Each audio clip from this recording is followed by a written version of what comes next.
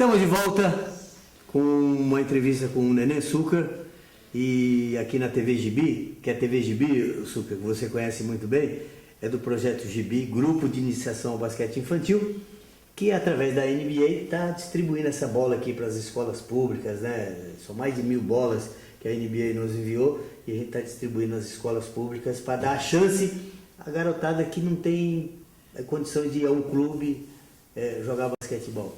E quem sabe nesse projeto de inclusão social surjam novos Succars aí para o basquetebol brasileiro. Você não precisou disso, graças a Deus, não precisou. Mas é gostoso, ajuda, sabe, né? Ajuda muito. Né? Você possibilitar uma criança. O trabalho que vocês estão fazendo é louvável, é uma coisa muito bonita e que nos dá muito prazer. E que o que eu puder ajudar e colaborar também, estou à disposição de vocês. Porque fazer as crianças fazer esporte é a melhor coisa que existe. Eu sou um exemplo. Se eu não tivesse feito esporte, não sei, mas eu ganhei muito com o esporte. A verdade é essa. Você ganhou dinheiro com o basquete? Não, eu nunca ganhei dinheiro jogando basquete. Eu nunca recebi do clube para jogar. Aliás, eu pagava recibo, porque eu era sócio. Eu comecei no Sírio como sócio militante. Uhum. E aí consegui comprar um título do clube, o clube facilitou. E eu aí pagava mensalmente como qualquer sócio. E eu pagava recibo, além de não receber, eu pagava recibo.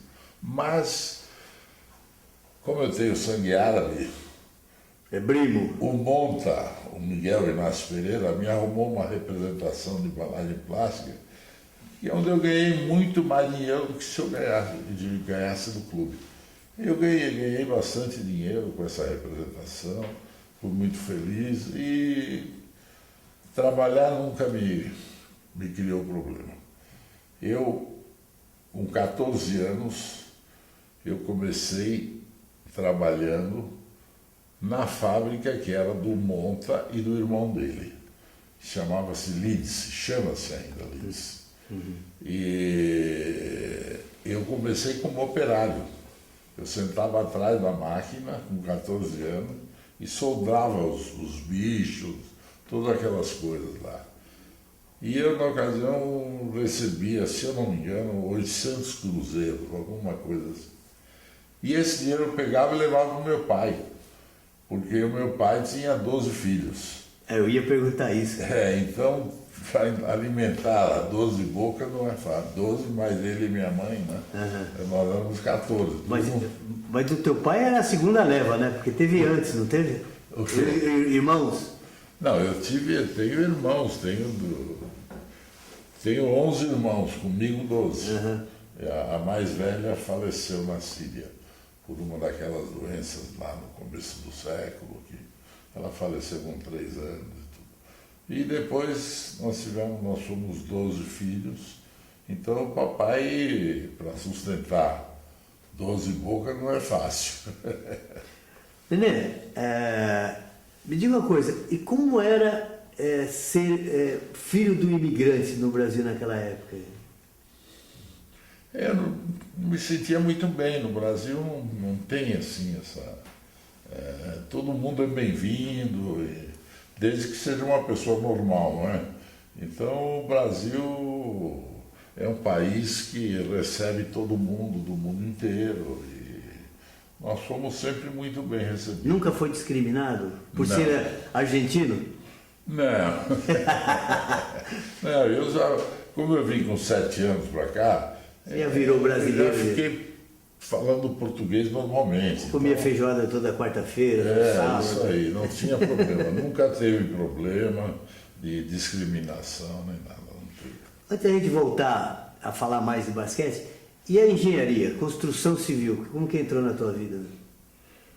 Veja, eu tinha um dos meus irmãos, ele era o segundo em idade, ele tinha uma imobiliária. E quando ele ia casar,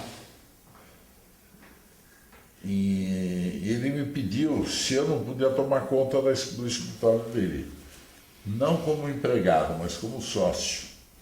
Então ele me fez sócio da empresa dele, era o Elias Antônio Succar, ele também chamava Antônio. Então ele me levou para o ramo imobiliário e eu aí me encaminhei para a imobiliária, que eu gostei muito, e nós começamos a construir prédios em São Paulo, no Guarujá. Então por isso é que eu fui para o lado imobiliário. Na verdade foi meu irmão Elias que me levou. Que legal, né? Para isso aí, porque eu tinha me formado em Direito em 1964. E eu estava decidindo o que eu ia fazer, se eu ia montar uma pequena fábrica, ou se eu ia advogar. E aí ele me pediu para tomar conta do escritório dele, e aí eu fui e fiquei. Legal. E se deu muito bem, né, por sinal. Nos demos bem. Agora me conta, qual foi a emoção de ser campeão mundial? Realmente é difícil descrever isso, ainda mais sendo campeão mundial no Rio de Janeiro, com 15, 17 mil pessoas empurrando a gente. Realmente, quando a gente entrava na quadra, arrepiava até o último fio de cabelo, porque era uma ovação, uma coisa louca. Jogar em casa é realmente fantástico. E a torcida carioca tem que tirar o chapéu para eles nesse ponto. Eles foram fantásticos. Nós tínhamos acabado de jogar o Pan-Americano em São Paulo, no qual nós fomos vice-campeões. Perdemos os Estados Unidos. Eles tinham um time muito forte. E aí fomos para o Rio em seguida, porque nós começamos em Lima, no Peru, fomos campeões sul-americanos.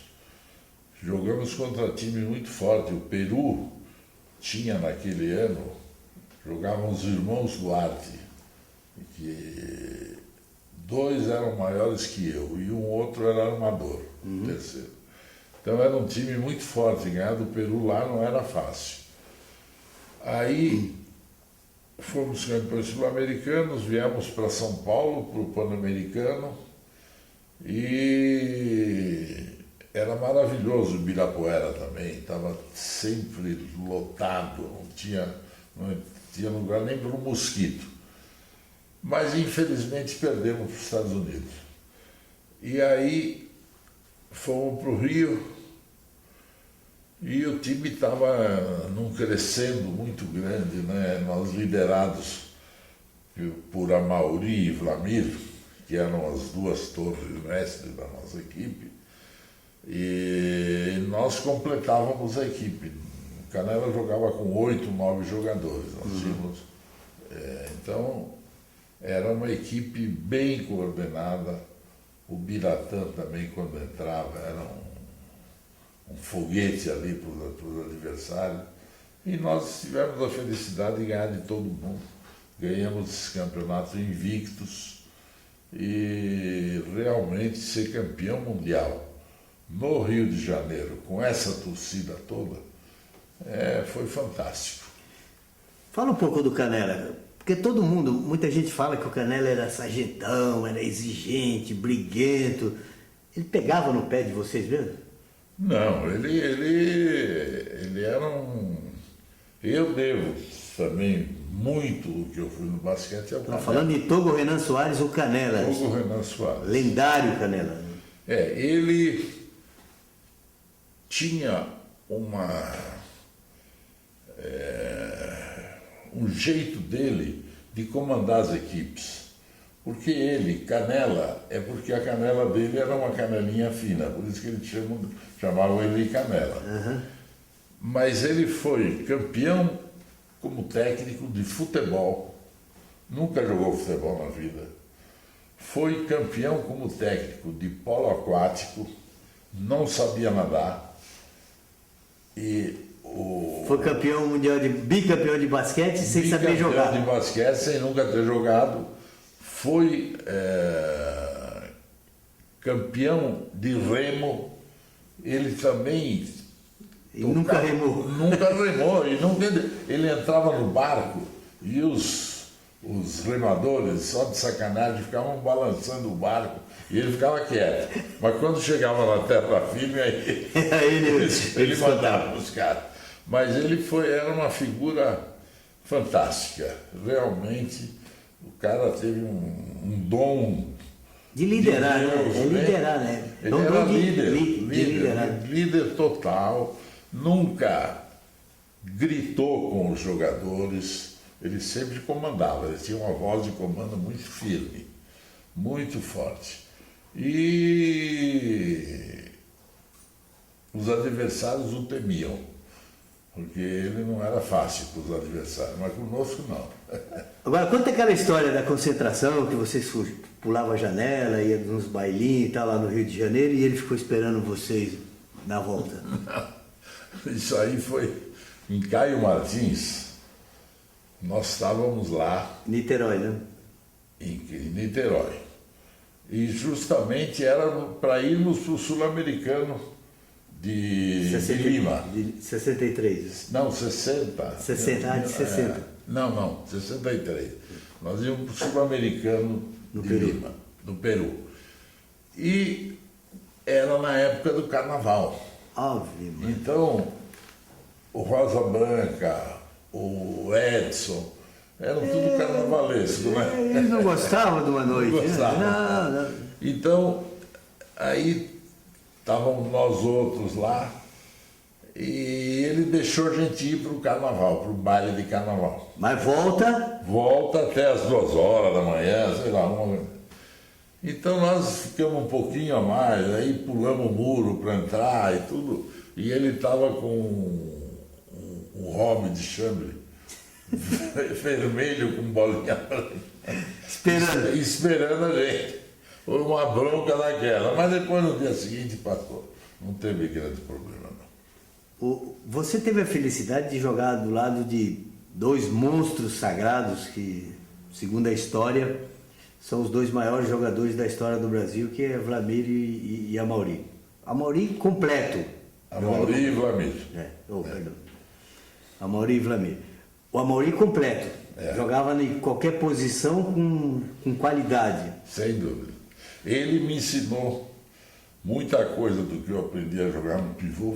Meu primeiro professor foi o Amaury. E depois foi o Edson Bispo dos Santos.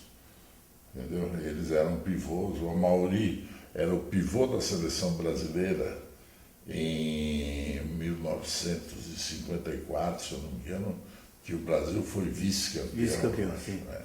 E o Amaury era o pivô, tinha 1,90 m. Depois cresceu, aí foi para 2,02 m. E hoje eles são 2,15 m, os pivôs. Não, e o interessante de falar do Amaury Passos, que é o jogador que começou a jogar de pivô, foi o melhor jogador do Mundial de 54. Passou a jogar como ala, melhor jogador em 59. E foi melhor armador jogando em 63, que vocês ganharam o bicampeonato. É verdade. Ele deu um passe para o Wlamir, que é uma coisa histórica na minha cabeça. Ele estava na cabeça do garrafão e o Wlamir passou cruzando o garrafão contra os americanos. Nós estávamos perdendo por 2 pontos. E o Amaury enfiou uma bola para o Wlamir, que aí a dupla foi realmente fantástica. O Wlamir pegou a bola, estava indo, passando a linha da tabela. Então ele estava indo num sentido contrário. Ele quebrou a lei da física ali. E ele pegou a bola, foi buscar a bola que o Amaury enfiou para ele, virou no ar, jogou a bola na tabela, a bola bateu e entrou. Então nós empatamos o jogo com os Estados Unidos no primeiro tempo, mas é uma jogada que só quem viu é que sabe. Como é que o Amaury enfiou a bola no meio da defesa americana para o Wlamir, e o Wlamir pegou a bola e no ar virou, voltou o corpo e fez a cesta. Uma coisa Craque é craque, né? Craque acerta qualquer jogada. Eram né? os dois mesmo que carregavam a gente. Craque acerta de qualquer jeito uma jogada. Bem, estamos aqui com o Nenê Succar, nessa entrevista agradável, campeão mundial, jogador que fez história no basquetebol brasileiro. A gente vai um rápido intervalo, daqui a pouco voltamos.